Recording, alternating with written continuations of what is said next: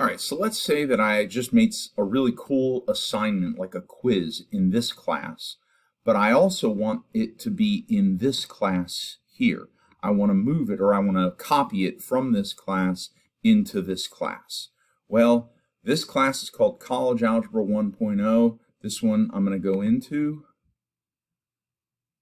All right, when I get in, I'm going to come over here to import existing content. Then I'm going to go to content type, and I'm going to say copy a Canvas course. It's not like it could copy the whole thing, but I'm not. I'm going to say, let's see, where's that one? College Algebra. But here I'm going to say not all content, just select specific content.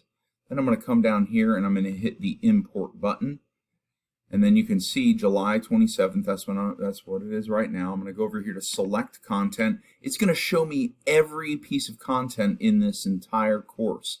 Well, it was a quiz, and I wanted to get, let's say I wanted to get, it was quiz number 7 that I wanted to move over, okay? So I'm going to hit quiz number 7, then I'm going to hit select content, and then it says queued. It's actually going to take probably, I don't know, it could take about a minute. It could take up to maybe 5 minutes, but eventually what it's going to do is it's going to show a little bar here and it's going to fill it up.